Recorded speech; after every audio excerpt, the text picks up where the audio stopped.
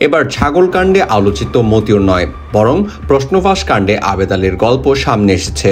ছবির ভদ্রলোকটির নাম সৈয়দ আবেদ আলী, বাড়ি মাদারীপুরের ঢাসার উপজেলায়। বর্তমানে তিনি সমাজের একজন বিশিষ্ট ব্যক্তিত্ব, ব্যবসায়ী, সমাজসেবক এবং রাজনৈতিক ব্যক্তিত্ব। তাই চেয়ারম্যান পদপ্রার্থী হয়েছেন আসন্ন ঢাসার উপজেলার চেয়ারম্যান নির্বাচনে। তাই সমাজে প্রচুর দান করছেন।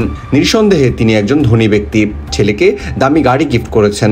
বর্তমানে তার ঢাকায় 2টি বাড়ি আছে, রিয়েল এস্টেট ব্যবসা আছে। ইউএসএ বিল্ডার্স লিমিটেডের চেয়ারম্যানও তিনি।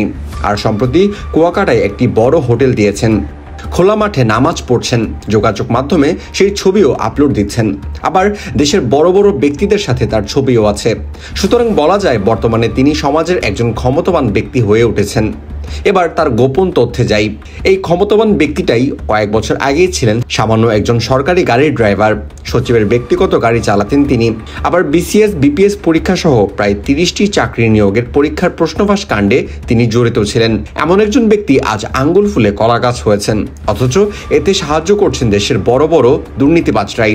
বেনজির ছাগলকাণ্ডে মতিউর, ফয়সাল, এনামুল, আর এখন ভণ্ড মজিদের ভেসে এই আবেদ আলী। আমাদের দেশে এমন মানুষের অভাব নেই যারা অন্যের ভাত মেরে খাচ্ছে, গরিবদের লুটে খাচ্ছে। তারা মানুষের চোখে ভালো সাজার জন্য অনেক দান খয়রাত করছেন, কিন্তু সত্য তো আর কখনোই চেপে থাকে না, এক না এক সময় তা বের হয়ই।